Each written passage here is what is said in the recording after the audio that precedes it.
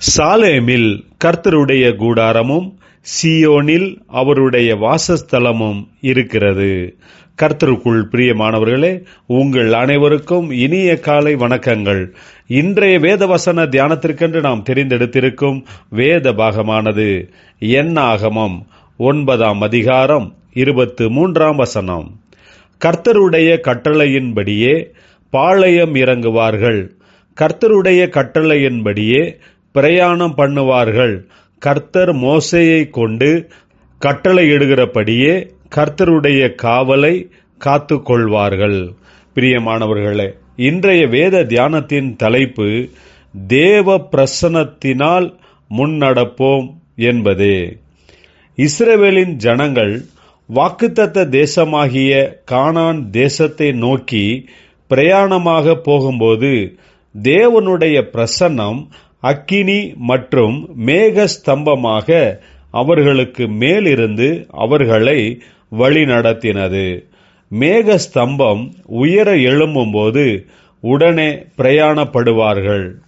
மேகமானது 2 நாளாவது, 1 மாதமாவது, 1 வருஷமாவது வாசஸ்தலத்தின் மேல் தங்கியிருக்கும் போது இஸ்ரவேல் புத்திரர் பிரயாணம் பண்ணாமல் பாளையம் இறங்கியிருப்பார்கள். அது உயர எழும்பும் போதே பிரயாணப்படுவார்கள். இப்படியாக அவர்கள் தேவனுடைய பிரசன்னத்தினால் நடத்தப்பட்டார்கள்.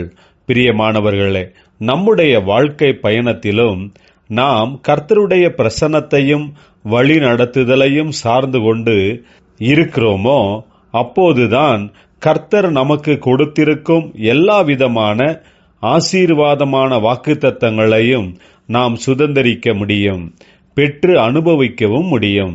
தேவனாகிய கர்த்தர் ஒரு இடத்தில் நம்மை நிலைநிறுத்துவார், பிறகு நம்மை புறப்பட்டு போகும்படி செய்வார்.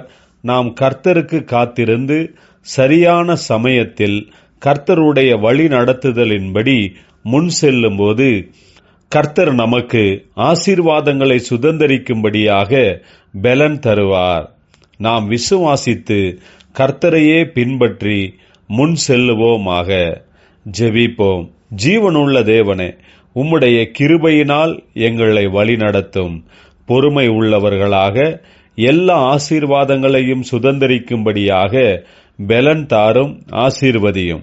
இயேசு கிறிஸ்துவின் நாமத்தில் ஜெபிக்கிறோம் நல்ல பிதாவே, ஆமேன்.